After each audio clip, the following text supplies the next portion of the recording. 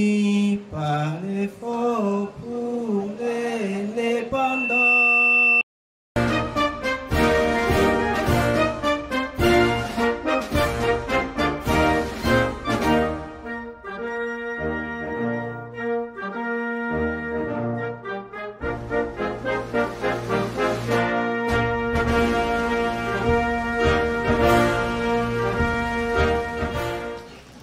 Alors, cela étant, nous allons tout de suite vouloir vous présenter les programmes de notre journée.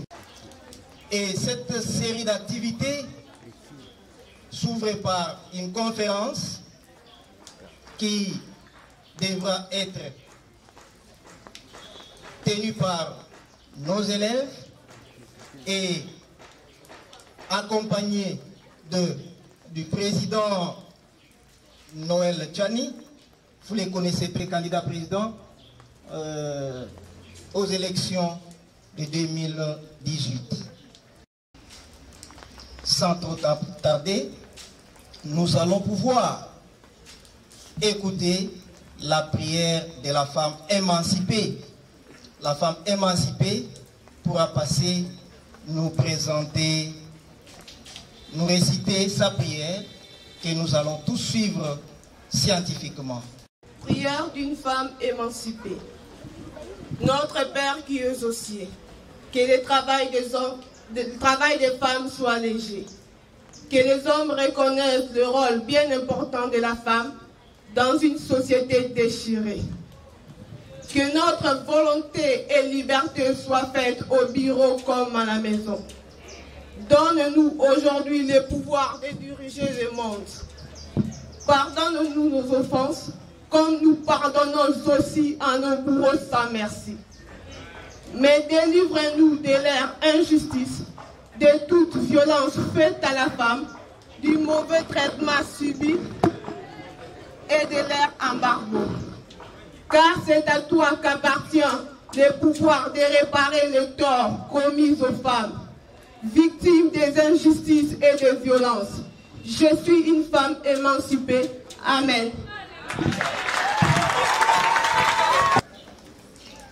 Nous allons commencer par nos élèves qui vont nous parler de l'historique de cette journée. Le 8 mars est devenu Journée internationale des femmes. Au début du XXe siècle, de femmes de tous les pays s'unissent pour défendre leurs droits. L'origine de cette journée s'ancre dans la lutte ouvrière et de nombreuses manifestations de femmes réclamant le droit de vote, de meilleures conditions de travail et de l'égalité entre l'homme et les femmes. Réclamant le droit de vote, de meilleures conditions de travail et de l'égalité entre l'homme et les femmes, qui agitèrent l'Europe et le monde occidental au début du XXe siècle. La création d'une journée internationale de femmes est proposée pour la première fois en 1910, lors de la conférence internationale de femmes socialistes par Clara Zetkin, et inscrit alors une perspective révolutionnaire. La date n'est pas tout d'abord fixée, et c'est qu'à partir de 1917, avec la grève des ouvrières de Saint-Pétersbourg, que la tradition de 8 mars se met en place. Après 1945, la journée internationale de femmes devient une tradition dans le monde entier. Jusqu'à nos jours, la date est restée dans les réunions féministes des années 70 et la journée internationale de femmes est reconnue officiellement par les Nations Unies en 1977, puis en France en 1982. Malgré la proposition de Clara Zetkin en 1910, la marche de ces femmes ouvrières pour avoir cette parité et l'égalité des sexes, lutter contre les inégalités face à l'homme, a eu des résultats. Pour nous, les femmes du monde entier, nous femmes, honorons ces jours qui nous mettent à l'honneur, qui est le résultat de notre lutte, par nos actes, notre habillement, nos maquillages, etc. Nous pourrions dire ce jour est le jour de notre indépendance. Que cette journée ne soit pas une journée théorique et vaine de sens. Ma question est celle-ci. Pourquoi nous, les femmes, nous voulons nous égaliser aux hommes alors que Dieu a dit que femmes, soyez soumises à l'homme. Bon, ta question était celle-ci, pourquoi nous voulons égaliser aux hommes car c'est contredire Dieu. Je crois que tu connais ce dicton que nous disons à César ce qui est à César, à Dieu ce qui est à Dieu. Alors, quand tu as introduit Dieu, nous, la femme, nous voulons être égalisés à l'homme, pas physiquement. Parce que c'est être égalisé à l'homme physiquement, c'est comme contredire Dieu. Car dans la Bible, Dieu lui-même a dit, l'homme et la femme font un. Alors, il ne disait pas qu'ils font un physiquement, donc ils doivent se partager deux idées. Alors, nous cherchons cette égalité, pourquoi? Pour être considérés. Parce que normalement, à l'époque jadis, les femmes n'étaient pas considérées, elles étaient chosifiées. Alors c'est pour ça que nous voulons être aussi considérés dans la société, que nous soyons, qu'on nous trouve importantes et que nous soyons importantes dans la société. Nous ne contredisons pas Dieu, pourquoi? Parce que nous ne voulons pas être égal à l'homme physiquement. Nous voulons que nous puissions être importantes dans la société. Donc je crois que je termine à répondre à la question. Intervention du président qui pourra nous parler surtout de ses projets. S'il était élu président de la République, ce qu'il ferait de la femme congolaise. Vos applaudissements, vos applaudissements, vos applaudissements. Excellent, vous avez la parole.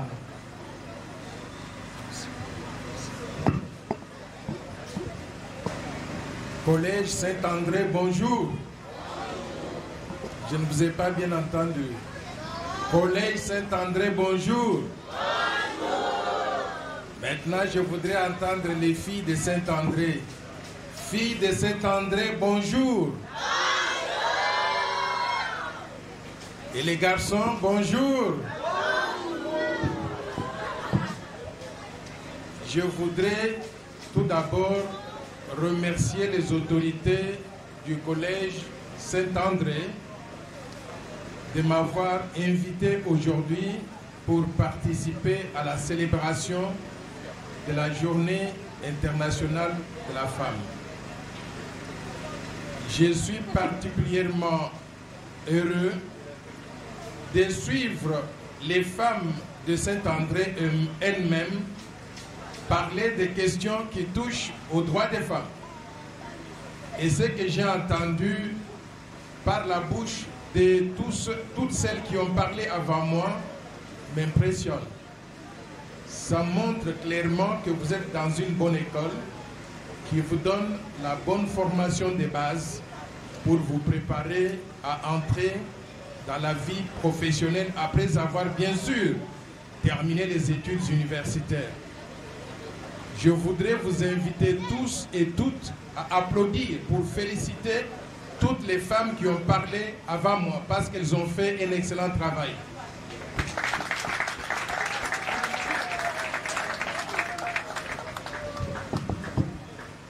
Maintenant, je voudrais vous demander, est-ce que vous savez ce que ça prend à quelqu'un d'être candidat à la présidence de la République?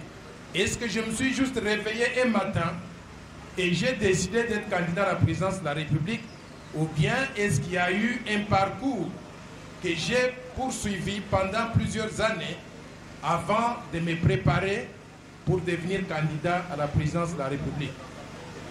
La réponse est celle-ci. Je suis un enfant congolais comme vous. J'allais à l'école primaire et secondaire comme vous. J'ai porté l'uniforme bleu-blanc juste comme vous. Et j'ai obtenu le diplôme d'État, comme vous allez l'obtenir bientôt. Et après avoir obtenu le diplôme d'État, le gouvernement de la République démocratique du Congo m'a envoyé aux études à l'étranger, en me donnant une bourse d'études. J'ai étudié en Belgique, en France, aux États-Unis, jusqu'à terminer le doctorat en sciences économiques à l'Université de Paris 9 Dauphine en France. Après avoir terminé le doctorat, je ne me suis pas arrêté là-bas. Je suis allé faire ce qu'on appelle des études postdoctorales à l'Université de Harvard, aux États-Unis. Et après avoir terminé toutes ces études, J'ai travaillé pendant 10 ans dans les banques à New York avant d'aller à la Banque mondiale à Washington pendant 30 ans. Qu'est-ce que je veux souligner en vous donnant tout ce parcours-là? Je veux que vous reteniez une chose, que avant d'entrer dans la vie professionnelle pour être utile d'abord à qui? À moi-même, à ma famille et à mon pays, j'ai dû d'abord étudier. Les études sont très importantes pour les enfants comme vous.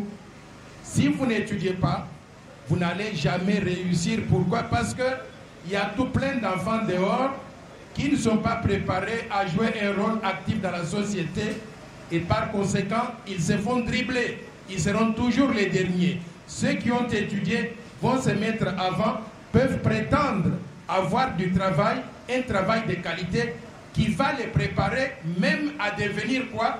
Président de la République un jour.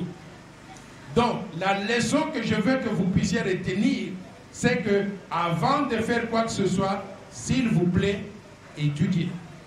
Et étudiez jusqu'à ce que vous terminiez toutes les études. Ne vous arrêtez pas lorsque vous obtiendrez le diplôme d'État après cette école. Terminez l'université. Et en ce moment-là, vous serez prêt pour entrer dans la vie professionnelle avec beaucoup de compétences. C'est la première leçon. Mais parce que nous sommes ici pour célébrer la journée internationale de la femme, appelée aussi communément journée internationale des droits de la femme, je voudrais vous citer un article de la Constitution de la RDC. Qu'est-ce que cet article de la Constitution ou de la loi fondamentale de notre pays dit? C'est l'article 11. Cet article dit ceci, que les hommes et les femmes naissent tous égaux.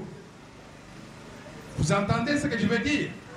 Les hommes et les femmes naissent tous égaux. C'est-à-dire qu'à la minute que nous sommes sortis du ventre de nos mamans, le garçon et la fille ont les mêmes droits. Ils sont égaux. Ce que nous devons faire maintenant, c'est changer ce que la société congolaise a fait des droits de la femme. Pendant plusieurs années, on a violé les droits des femmes. Pourquoi? Parce qu'on a considéré que le garçon devait être privilégié. On devait donner au garçon certaines choses auxquelles la femme n'avait pas droit. Par exemple, il y a des familles où il y a 10 enfants. Sur les 10 enfants, il y a 8 filles et il y a 2 garçons. Et devinez quoi?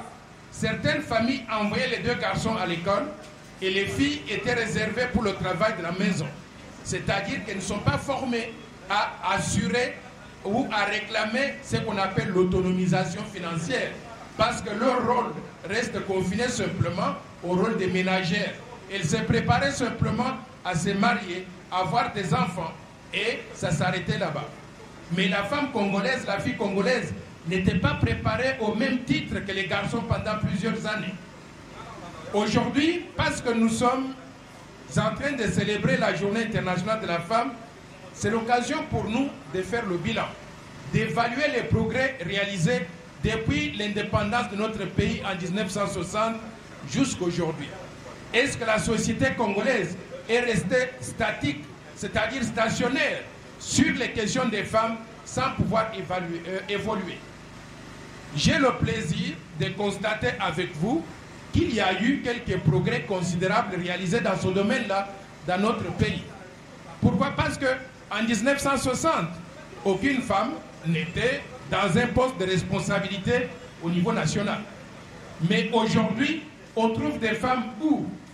À l'Assemblée nationale, comme des parlementaires, au Sénat, comme des sénatrices, membres du gouvernement, comme des ministres, PDG des entreprises publiques, PDG des régies financières. On trouve des femmes leaders dans les organisations non gouvernementales. On trouve des femmes leaders dans le secteur privé, dans le secteur public. Mais est-ce que nous devons être fiers et satisfaits de ces progrès réalisés par les femmes? Fiers, oui, parce qu'elles ont pu marquer quelques progrès. Mais nous ne devons pas être satisfaits. Pourquoi? Parce que quand vous regardez dans l'ensemble, le rôle des femmes dans notre société continue à être marginal. C'est-à-dire très peu de femmes. Même si nous avons aujourd'hui des femmes qui sont des ministres, des députés au niveau de l'Assemblée nationale ou bien au niveau donc du Sénat, nous trouvons que ces femmes-là, proportionnellement à leur nombre dans leur pays, elles sont très marginales. Le nombre est très insuffisant. On peut faire mieux que ça. Et je vais vous dire pourquoi la République démocratique du Congo doit promouvoir les droits des femmes afin de leur donner plus de voix au chapitre. Quand on regarde la population de la République démocratique du Congo, nous avons une population estimée entre 80 millions et 100 millions d'habitants. Le nombre exact, il n'y a que Dieu qui le connaît. Quand on regarde la composition de notre population, 53% de la population de la RDC est constituée de qui? Des filles et des femmes. 53%. Ce que ça veut dire, c'est que la majorité de notre population, elle est féminine. Imaginez maintenant quand on a la majorité de la population qui est féminine.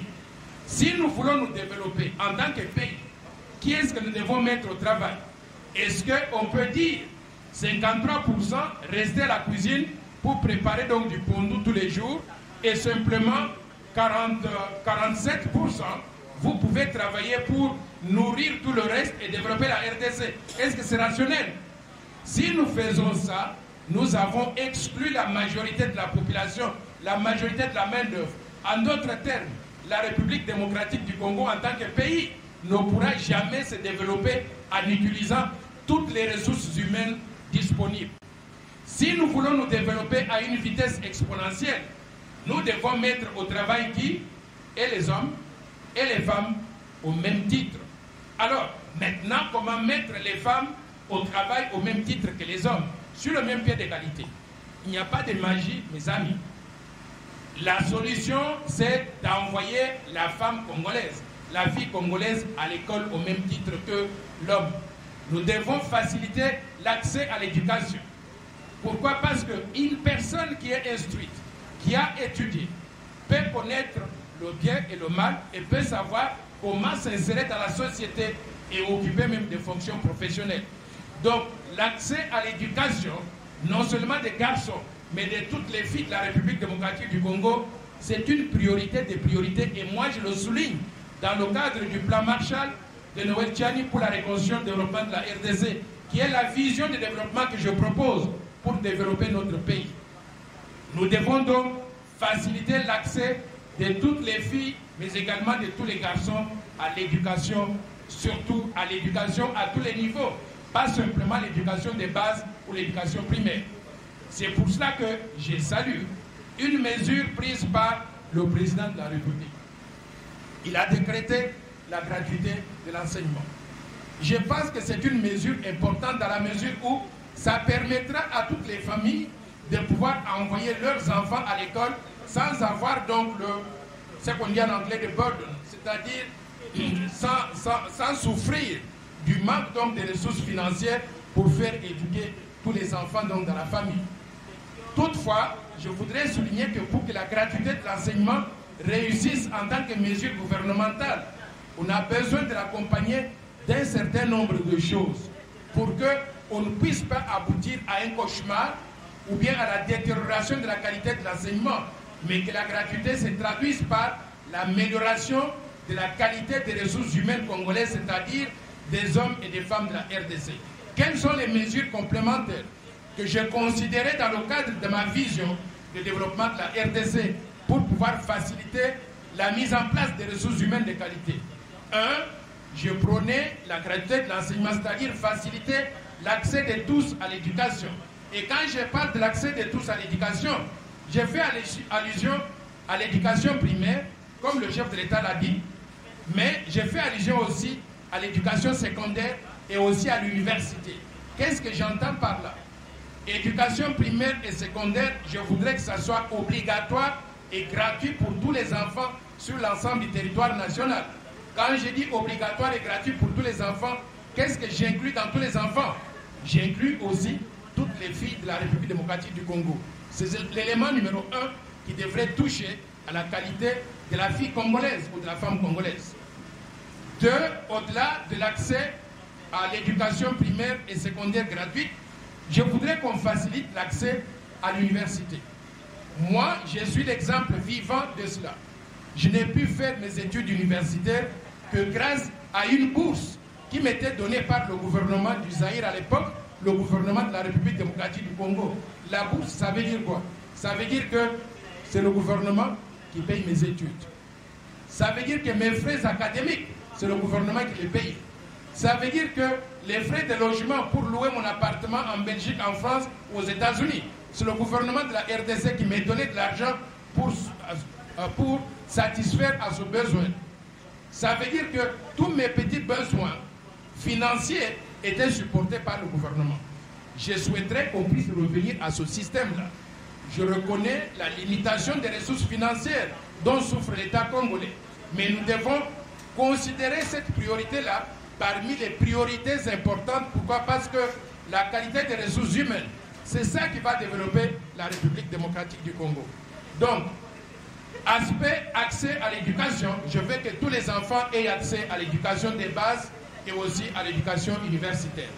Au-delà de cela maintenant, nous devons mettre les enseignants et les professeurs dans de bonnes conditions pour qu'ils puissent travailler. Je suis sidéré de voir la qualité des salaires qui sont payés aux enseignants dans le système éducatif congolais. On ne paye pratiquement pas. Et quand on paye ces $100, moins de $150, ce n'est pas suffisant pour que quelqu'un puisse vivre et se concentrer aux efforts maintenant de l'enseignement, ce qui constitue leur profession donc de base. Je souhaite que notre gouvernement fasse mieux que ce que nous avons fait jusqu'à présent. Pardon. Après avoir supprimé les participations des parents aux frais de fonctionnement des écoles, je veux que les salaires des enseignants soient réajustés à la hausse. Moi, dans le cadre de la vision de développement que je propose pour notre pays, je propose un salaire minimum garanti qui serait payable à qui? Aux enseignants, aux professeurs, aux médecins, aux infirmiers, aux policiers, à tous les fonctionnaires de l'État. Et ce salaire minimum garanti, je l'ai établi à $1000 par mois. $1000, ça permettrait à quelqu'un de vivre avec dignité, de payer son loyer, de payer le transport, de subvenir donc aux besoins d'habillement et autres besoins donc de la famille, ainsi de suite. Ça semble être beaucoup quand on dit $1000 au Congo, mais ce n'est pas beaucoup. Je vais vous dire comment nous allons trouver de l'argent pour arriver à faire cela. Mais avant de revenir sur la question d'argent, je voudrais encore que vous sachiez que dans le cadre de l'amélioration du système éducatif, je propose la réhabilitation de toutes les écoles publiques existantes.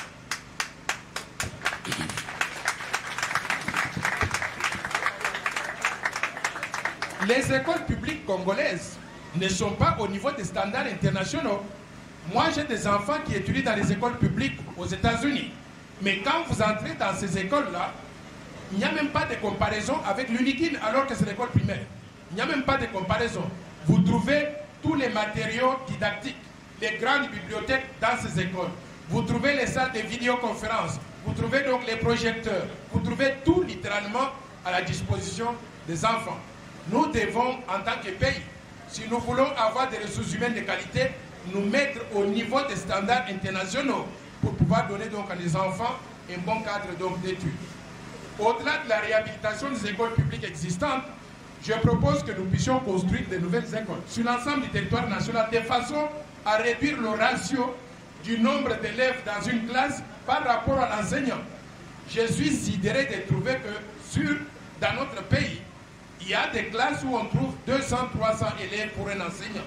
Ce n'est pas possible d'étudier dans de bonnes conditions comme ça.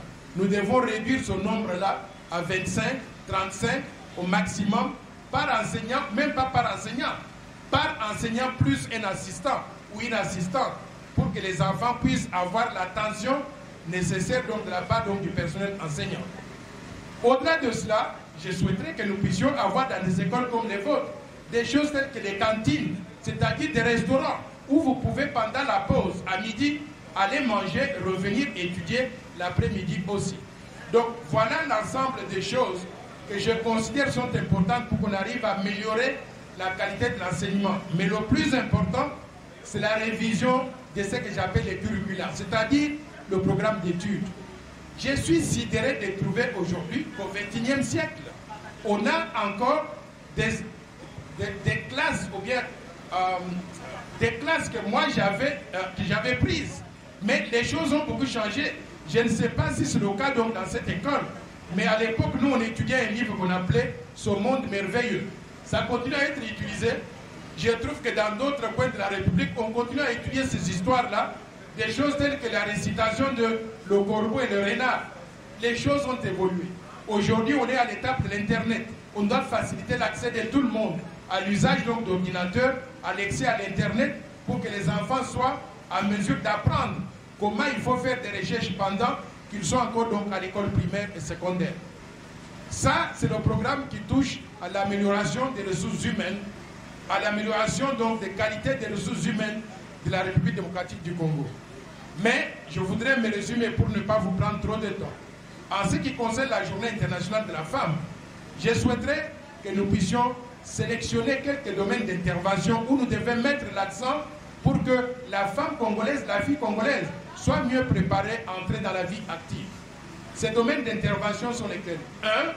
Je considère que l'accès à l'éducation et à la formation continue, la formation professionnelle, ces deux aspects sont très importants. On doit pouvoir faciliter l'accès des filles à ces domaines-là. 2.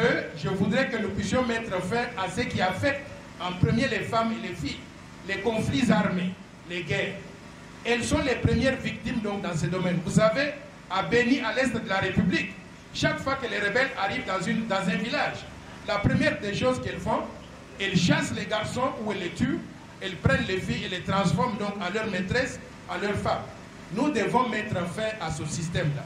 Mettre fin aux conflits armés, aux guerres fratricides qui endeuillent la République démocratique du Congo. C'est la meilleure façon de pouvoir promouvoir les droits de la femme. Deuxième chose.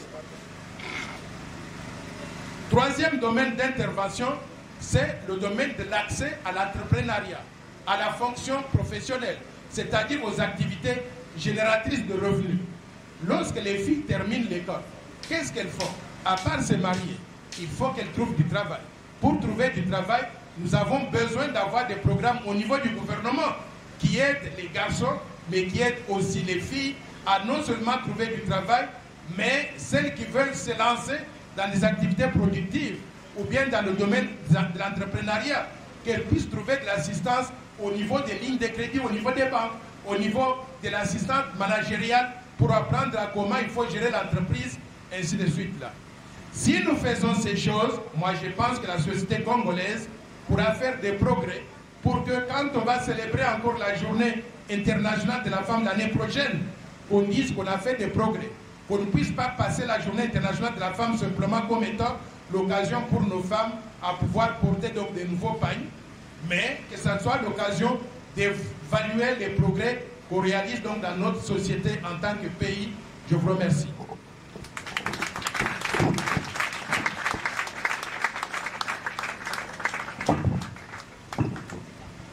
Merci beaucoup. Voilà, aujourd'hui, une occasion nous est offerte. Nous n'allons pas partir avec l'obscurité en face. Nous allons devoir les chasser par l'occasion de notre hôte. S'il y a des questions, nous allons pouvoir les soulever pour qu'ils puissent les rencontrer. Bonjour messieurs, je me présente, je suis l'élève Jennifer Mouadi de la classe 5e année pédagogie. Ma question est celle-ci. Vous nous avez parlé d'être sérieux. Vous nous avez parlé de l'économie du pays. Mais il y a eu de grandes personnalités qui nous ont promis la même chose que vous. Et quand il y a quelque chose qui augmente, en tout cas, toutes ces grandes personnalités nous tournent le dos. Et comment est-ce que nous pouvons vous faire confiance pour croire à tout ce que vous venez de nous dire? Je voudrais vous saluer pour cette question pertinente. Qu'est-ce qui ferait que moi, je pourrais réaliser ce que je vous promets par rapport à tous les autres politiciens qui vous ont raconté la même chose et une fois qu'ils sont arrivés là-bas, ils vous ont tourné le dos. Vous avez raison de dire ça et moi aussi je me pose souvent cette question. Mais il y a une grande différence entre moi et les autres là. Je vais vous dire pourquoi. La différence est celle-ci. Moi, je suis un professionnel du développement. C'est ma spécialité. C'est ça que j'ai fait toujours pour vivre. Et je suis un banquier professionnel. Je vous ai dit, j'ai travaillé dans les banques commerciales d'investissement à New York pendant 10 ans, à la Banque mondiale à Washington pendant 30 ans. Un banquier ne doit pas perdre la confiance du public. À la minute que le banquier a perdu la confiance du public, devinez quoi? Le public va retirer tout l'argent de la banque et la banque va tomber en faillite.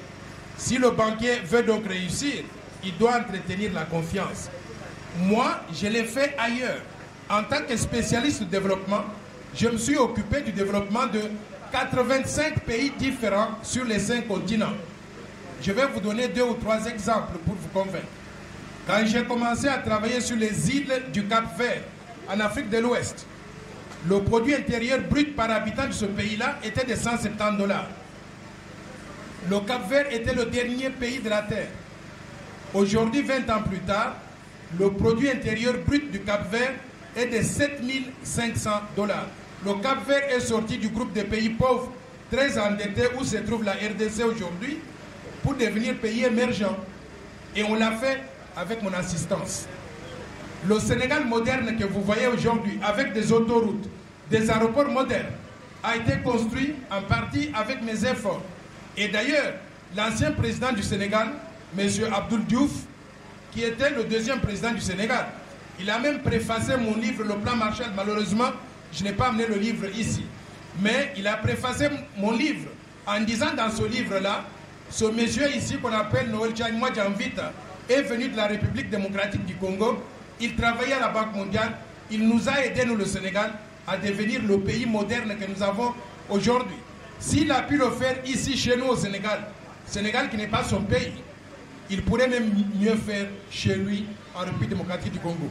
Et je vais vous dire pourquoi moi, je ne pourrais pas échouer si je me mets à travailler dans la réalisation de la vision de développement que j'ai préparée pour notre pays. Vous savez, j'avais un très bon salaire à la Banque mondiale. J'ai gagné plus qu'un premier ministre. Je vivais très bien. J'ai décidé d'abandonner tout ça parce que je suis sidéré, choqué et attristé par la misère de la population congolaise, mon pays.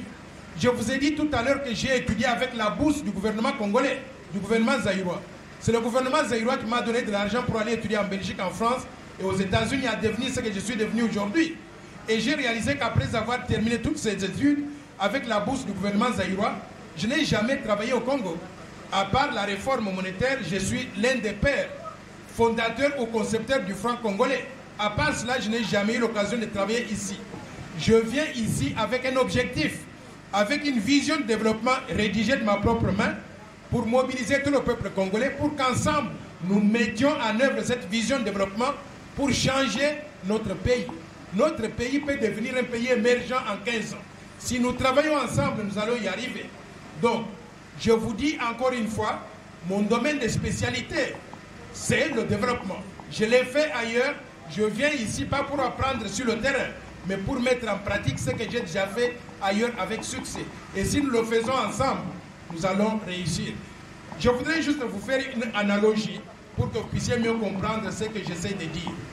Vous savez, lorsque nous constituons l'équipe nationale des Léopards de football, l'entraîneur Ibenge, coach Ibenge qui est parti il n'y a pas longtemps, là, quand il sélectionne les joueurs, il a déjà sélectionné 10 joueurs, il reste à sélectionner un seul joueur, le numéro 9, qui doit marquer le but. Et maintenant, on a 3 choix. On a 5 choix par exemple. Nous avons votre excellent recteur, qui est candidat pour être le numéro 9 dans l'équipe nationale de football. Nous avons le promoteur, qui est aussi candidat pour être le numéro 9. Et nous avons Félix Antoine Tshisekedi, qui est candidat pour être le numéro 9 dans les Léopards. On a déjà combien de candidats? 3 candidats. Et nous avons, maintenant, je vais prendre mademoiselle ici, elle est candidate aussi.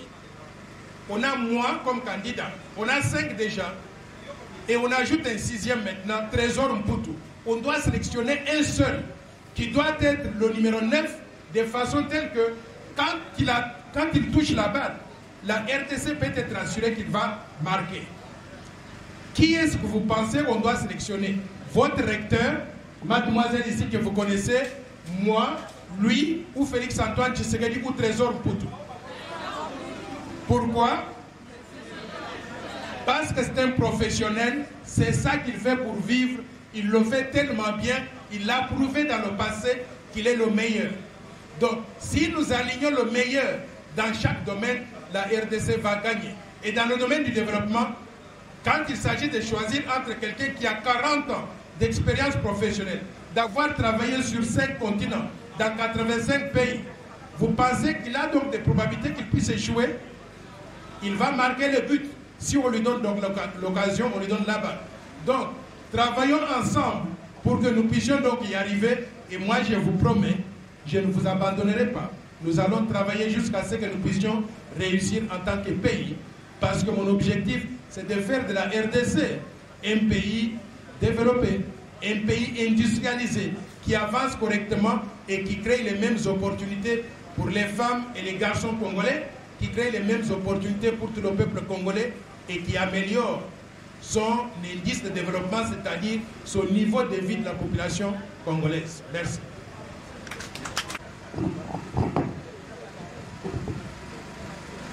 Excellence, Monsieur Tiani, ainsi que toute l'assistance ici présente.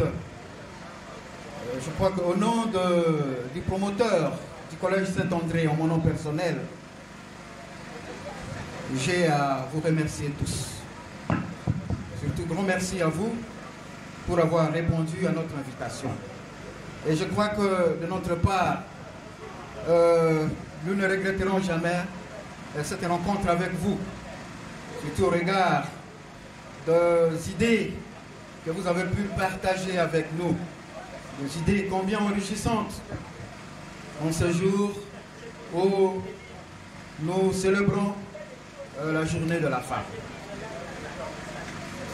Je dis grand merci, tout en vous souhaitant aussi courage dans les combats pour bien faire, pour le bien de notre pays, de notre nation.